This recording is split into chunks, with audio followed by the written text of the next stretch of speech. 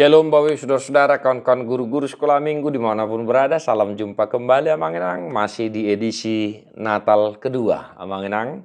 Mari kita kembangkan pelayanan kita Amang Enang, walaupun ini tanggal 26 Desember, namun tetaplah kita ingatkan bahwasanya anak-anak sekolah minggu masih beribadah, dan kita improvisasi Amang Enang, bisa di sore hari kita buat kegiatan sejenis pertangyangan agar pengajaran kepada anak-anak kita mulai dari kecil bahwasanya Natal itu kita syukuri, kita beribadah sampai 2 kali berturut-turut Amang Enang ya. Nah, mari sermon untuk Jamita Sekolah Minggu tanggal 26 Desember, yaitu Mazmur 98 ayat 1 sampai 3. Mazmur, nyanyikanlah nyanyian baru bagi Tuhan sebab Ia telah melakukan perbuatan-perbuatan yang ajaib. Keselamatan telah dikerjakan kepadanya oleh tangan kanannya, oleh lengannya yang kudus.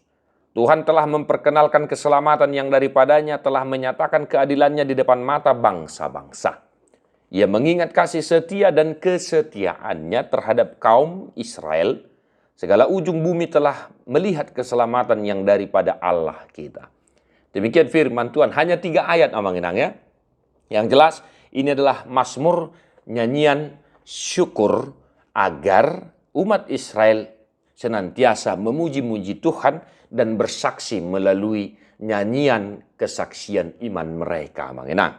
Nah, apa yang mau kita khotbahkan kepada anak-anak sekolah minggu? Ya, saya mengajak kita untuk menekankan satu hal. Apa itu Amang Enang?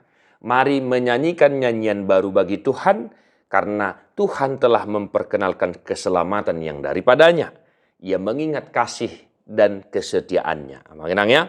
Jadi kita mengajak anak-anak sekolah minggu kita untuk bernyanyi ya. Kita boleh memilih lagu-lagu Natal yang mungkin sudah dihafal oleh anak-anak kita sebagai bentuk ucapan syukur kita kepada Tuhan.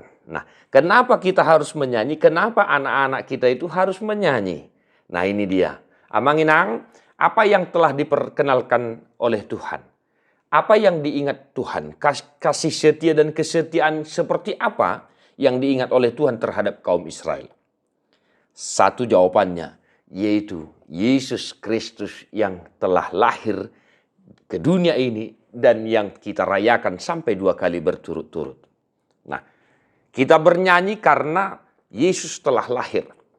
Kita menyanyikan nyanyian baru karena Tuhan telah memperkenalkan keselamatan itu, yaitu Yesus Kristus.